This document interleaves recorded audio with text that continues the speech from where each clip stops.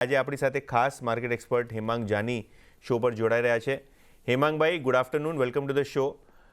માર્કેટની વાત કરીએ તો ઓબ્વિયસલી વોલેટિલિટી ઘણી છે. અત્યારેના જે માર્કેટની પરિસ્થિતિ છે તેના ઉપર તમારો initial take. So, good afternoon, Yatin. Thanks for calling me on the show. So definitely એક volatility આપણે જે જોઈ particularly mid cap, small cap માં અને કાલે તો large cap માં બી cuts ઘણા બધા હતા. તો એક તો એ છે કે આટલું બધું રન અપ થઈ ગયું હતું મિડ કેપ સ્મોલ કેપમાં વેલ્યુએશન્સ થી પણ સ્ટ્રેચ હતા અને ટિપિકલી માર્ચમાં આપણે આ સિન્ડ્રોમ જોતા હોઈએ છીએ જ્યારે થોડું ઘણું ક્લીન અપ થતું હોય છે, ફંડિંગ રિલેટેડ પ્રેશર્સ પણ હોય છે. અને આઈ થિંક એક સારી બાબત છે કારણ કે એટ સમ પોઈન્ટ માર્કેટમાં જેવી રીતે સેબી સ્ટ્રેસની વાત કરીશું તો આપણે લાઈવ માર્કેટમાં જ એક સ્ટ્રેસ જોઈ લીધો કે જ્યારે લિક્વિડિટી ઓછી હોય છે અને જ્યારે એક્સપોઝર મિડ કેપ સ્મોલ કેપમાં વધારે હોય છે તો પ્રાઇસ ઇમ્પેક્ટ ડેમેજ શું આવી શકે, which is good. I think matter એ છે કે overall earnings wise, macro situation wise, global market wise situation okay છે, એટલે એવું કોઈ મેજર કન્સર્ન મને લાગતો નથી. ઇનફેક્ટ આપણે એડવાન્ટેજ લેવો જોઈએ, થોડું હોમવર્ક કરવું પડશે ક્યાં આગળ વેલ્યુ વાઇઝ અથવા તો અર્નિંગ વાઇઝ ઓપોર્ચ્યુનિટીઝ રિલેટિવલી વધારે સારી ક્યાં છે.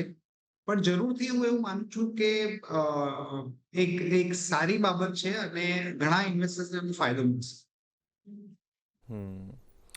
હેમાંગભાઈ, તો આ જે કરંટ માર્કેટ મેલ્ટડાઉન સિચ્યુએશન છે તેમને શું તમે અત્યારે ટેમ્પરરી ગણો છો કે તમને લાગે છે કે જે હિસાબે આ પ્રી ઇલેક્શનની રેલી સેટઅપ છે, જે હિસાબે લોકો વાતો કરી રહ્યા છે કે એનડીએને બહુમત મળશે ને આગળ જતાં ફરી એક વખત માર્કેટમાં મોમેન્ટમ રહેશે, તો આ એક ટેમ્પરરી બ્લિપ છે અને ઇન્વેસ્ટરોને કોઈ ચિંતા કરવાની જરૂર નથી એઝ સચ?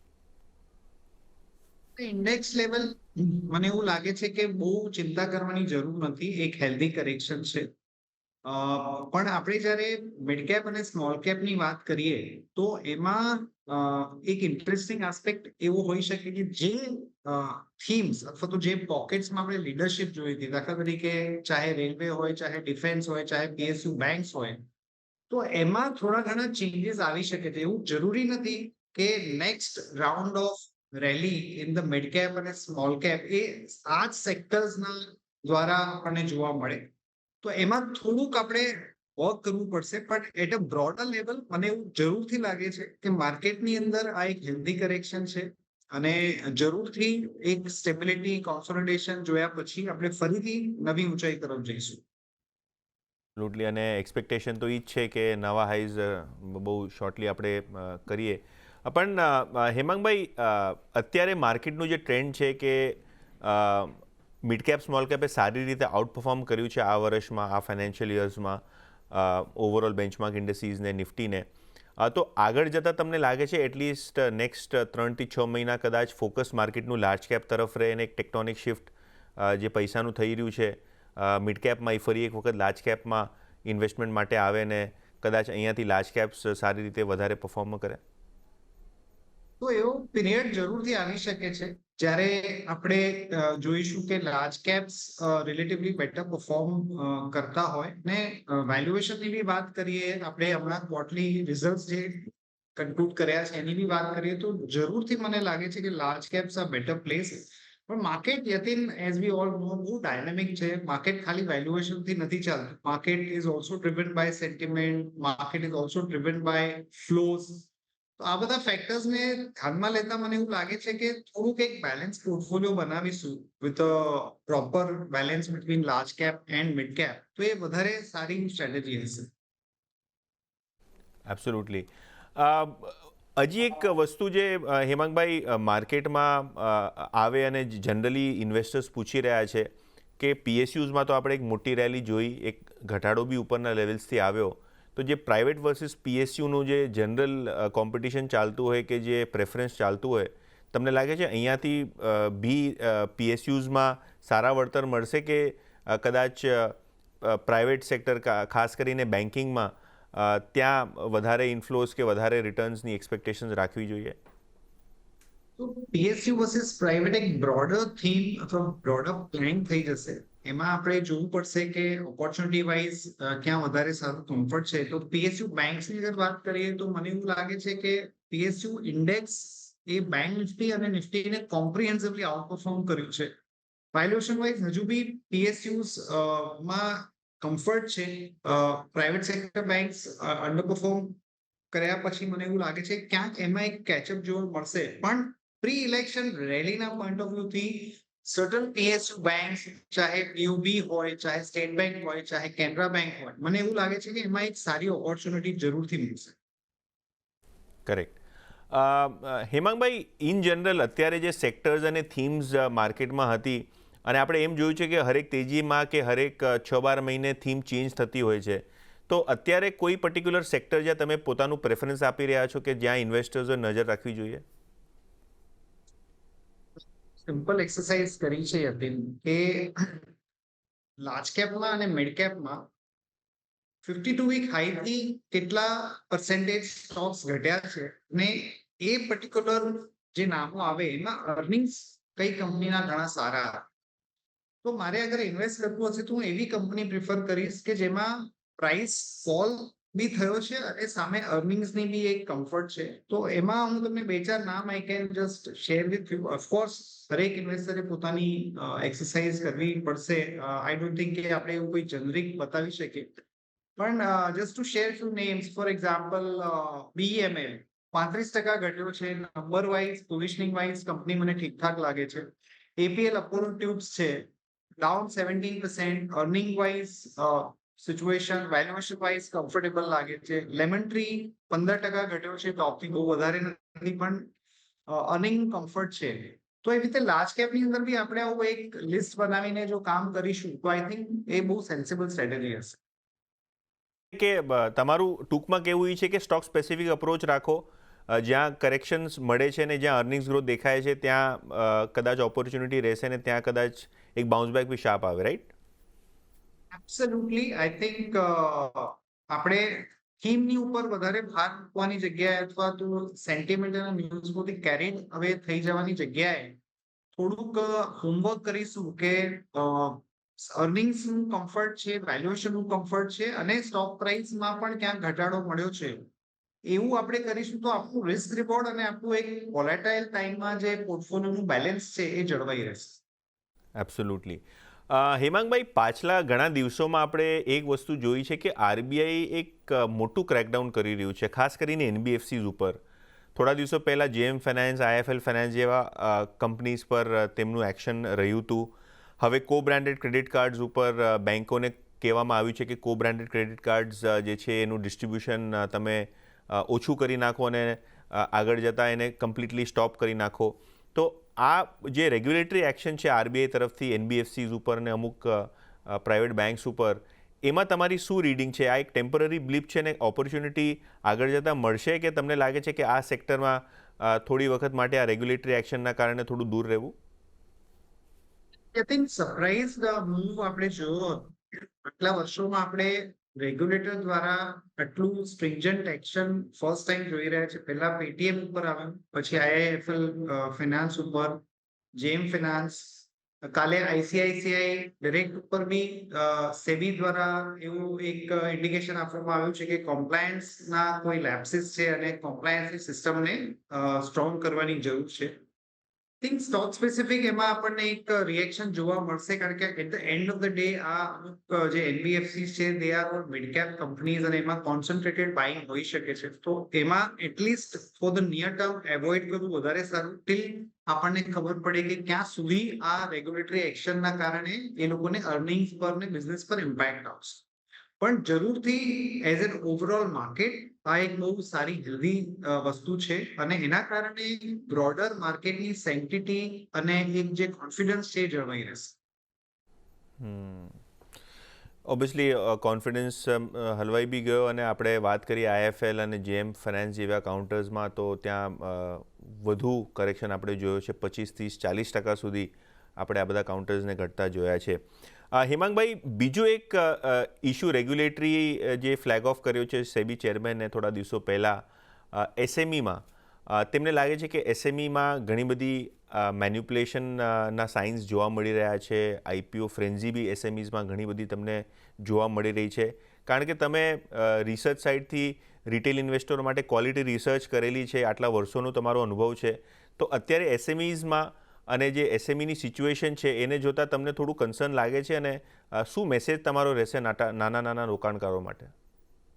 યતીન આપણે જોઈએ તો એસએમઈ ની અંદર એક બહુ જ એબ્યુઝ થયેલી હતી સિસ્ટમ આઈપીઓ વખતે બી અને લિસ્ટિંગ પછી બી. તમે જુઓ જે રીતની પ્રાઇસની મુવમેન્ટ હતી, જે રીતના બ્લોક ડીલ્સ થઈ રહ્યા હતા, ક્લિયરલી એ બતાવી રહ્યું હતું કે એમાં કોઈ મેજર મેનિપ્યુલેશન થઈ રહ્યું છે. અને એક સારી બાબત છે કે પ્રોએક્ટિવલી સેબીએ આ વાતને રાખી છે, અને એના કારણે જે લોકો આમાં કામ કરી રહ્યા છે, ફંડિંગ કરી રહ્યા છે, એ લોકોને પણ એક પોતાનું કામકાજને ઠીક કરવું પડશે. I think it's a good thing, કારણ કે at the end of the day આપણે જોતા હોઈએ છીએ કે જ્યારે આ રીતનું મેનિપ્યુલેશન થતું હોય છે ત્યારે અલ્ટિમેટલી રિટેલ ઇન્વેસ્ટર એનો ભોગ બનતા હોય છે. તો જરૂરથી મને લાગે છે કે આ ક્લીનઅપ થશે અને it is healthy for the market. IPO ની અંદર બી આપણે જોયું કે ફંડિંગ રિલેટેડ થોડા કંટ્રોલ્સ મૂકવામાં આવેલા છે. ઇવન પ્રમોટરની ઉપર બી થોડુંક પ્રેશર જોવું જોઈએ કે તમે શું પ્રાઇઝિંગ કરી રહ્યા છો, અને at the end of the day listing પછી ઇન્વેસ્ટર્સને કઈ રીતનો ગેઇન્સ મળે છે કે નહીં. Of course it's a free market, but some step should be taken ensure કરવા માટે કે રિટેલ ઇન્વેસ્ટર્સને નુકસાન ન જાય. હેમાંગભાઈ, આઈપીઓઝની વાત કરીએ તો છેલ્લા 3-4-5 લિસ્ટિંગ્સ જે આવ્યા છે મેઇન બોર્ડ કે એસએમઈઝમાં, એક મોટું ડિસઅપોઇન્ટમેન્ટ લાવ્યા છે, બિલો ઇશ્યુ પ્રાઇસ ટ્રેડ કરી રહ્યા છે. તો તમને લાગે છે હવે આ આઈપીઓ ફ્રેન્ઝી આપણે જોવા મળી રહી છે? રિટેલ ઇન્વેસ્ટરો ખૂબ મોટી સંખ્યામાં અહીંયા સબસ્ક્રિપ્શન્સ કરી રહ્યા હતા, તો અહીંયા કેમ કે ડિસઅપોઇન્ટમેન્ટ થયું છે તો થોડું અહીંયા બી ફ્રેન્ઝી કે જે વેલ્યુએશન ફ્રોડ છે એ ઓછું થશે આગળ જતાં? નીતિન, એકચ્યુઅલી આ બાબતની જરૂર પણ હતી, કારણ કે આપણે જોઈ રહ્યા હતા કે અમુક ફેઝની અંદર જે ફ્રેન્ઝી છે બહુ વધારે હતી. એના કારણે પ્રમોટર જ્યારે પ્રાઇઝિંગ કરતા હતા એ બી ઇન્વેસ્ટરના હિતમાં નહીં હતું, અને ઘણા બધા ઇશ્યુઝ તો ઓએફએસ હતા જેમાં એક્ઝિસ્ટિંગ ઇન્વેસ્ટર્સને એક્ઝિટ મળી રહ્યું. તો જ્યારે આ રીતનું લિસ્ટિંગ પછી નેગેટિવ જ્યારે પ્રાઇસ ફોડ કરતી હોય, ઇન્વેસ્ટર્સને એકચ્યુઅલી નેગેટિવ રિટર્ન મળે, ત્યારે ડેફિનેટલી એક મેસેજ જતો હોય છે જે લોકો નવા આઈપીઓ લઈને આવતા હોય ને, કે તમે જો પ્રાઇસિંગ સારું નહીં કરો તો તમને રિસ્પોન્સ સારો નહીં મળે. અને સેબી તરફથી જે ફંડિંગ રિલેટેડ પણ જે રિસ્ટ્રિક્શન્સ મૂકવામાં આવ્યા છે એ પણ એક બહુ સારી નિશાની છે. મારા ખ્યાલથી આવતા 6 થી 12 મહિનામાં બોથ એસએમઈ અને આઈપીઓ આની અંદર આપણે એક ક્લીનઅપ જોઈશું. અને પ્રમોટર અગર થોડું પોતાની સમજદારી વાપરીને પ્રાઇસિંગ સારું કરશે તો એના કારણે બહુ મોટો ફાયદો ઇન્વેસ્ટર્સને અને બ્રોડલી કેપિટલ માર્કેટને થશે. રાઈટ. હેમાંગભાઈ, થોડા દિવસો પહેલાં અને આજકાલમાં આપણે જોયું છે ઘણા બધા મ્યુચ્યુઅલ ફંડ્સે પોતાની સ્મોલ કેપ અને મિડ કેપ ફંડ્સમાં લમસમ પૈસા લેવાનું રોકી દીધું છે કમ્પ્લીટલી. અને જે માર્કેટનું એક્સપેક્ટેશન હતું કે જે હિસાબે સ્મોલ કેપ મિડ કેપ ફંડ્સમાં ઇન્ફ્લો આવી રહ્યો છે તે હિસાબે રેલી સસ્ટેન થશે. પણ હવે આઈસીઆઈસીઆઈ મ્યુચ્યુઅલ ફંડ હોય, એસબીઆઈ મ્યુચ્યુઅલ ફંડ હોય, ઘણા બધા મ્યુચ્યુઅલ ફંડ હાઉસીસે હવે પૈસા લેવાના બંધ કરી દીધા છે લમસમ બેસિસ ઉપર. તો કારણ કે ફંડ ફ્લો થોડું ઓછો થશે, તમને લાગે છે કે આ સ્મોલ કેપ મિડ કેપમાં બી ચીજો ઘણી સિલેક્ટિવ થઈ જશે અને અહીંયા બી થોડુંક રિસર્ચ કરીને કે થોડું ધ્યાન આપીને જ શેર લેવેચ કરવા જોઈએ? આઈ થિંક જે ફંડ હાઉસ દ્વારા લમસમ બંધ કરવામાં આવ્યું છે એક બહુ સારી નિશાની છે. આપણે જોયું છે વર્ષોમાં કે જ્યારે અમુક પીએમએસ ની સ્કીમ હોય કે મ્યુચ્યુઅલ ફંડની સ્કીમ હોય, એ એક્સ્ટ્રાઓર્ડિનરી પરફોર્મ કરતી હોય છે. એમાં ઇન્વેસ્ટર લોકો વધારે પૈસા નાખતા હોય છે, કારણ કે બધાનું જે મેઇન ફેક્ટર છે એ લાસ્ટ 1 year 2 year નું પરફોર્મન્સ જ હોય છે. અને એટલું બધું રિસર્ચ લોકો કરતા નથી હોતા કે કયા કંપનીમાં કેટલું એક્સપોઝર છે, અને જ્યારે કોઈ નેગેટિવ ઇવેન્ટ થાય તો એની શું આડઅસર થઈ શકે છે આપણા પરફોર્મન્સ પર. તો I think it's a good sign. એના બે માર્કેટમાં બી આ કરેક્શન આવ્યું એ પણ એક સારી બાબત છે, કારણ કે એનાથી થોડું ખ્યાલમાં આવશે કે કઈ મ્યુચ્યુઅલ ફંડની સ્કીમ્સ આવા વોલેટાઇલ પીરિયડમાં વધારે સારું પરફોર્મ કરી રહી છે. તો ડેફિનેટલી હેલ્ધી સાઇન છે. At the end of the day it's a free market. અને જે પૈસા એસઆઈપી દ્વારા કે લમસમમાં ઇન્વેસ્ટર્સને જે એકચ્યુઅલી લગાવવા હશે, અને અલ્ટિમેટલી જે પરફોર્મન્સ છે મ્યુચ્યુઅલ ફંડ કે પીએમએસ, ધેટ વિલ ડિસાઇડ. પણ વચ્ચેના જે તબક્કાઓ છે જ્યાં આ ટાઈપના એક્સિડન્ટ્સ થતા હોય છે, એને તમે કેવી રીતે મેનેજ કરો છો એ ડિસાઇડ કરે છે both for investor and fund house કે આગળનું તમારું પરફોર્મન્સ કેવું રહેશે. રાઈટ.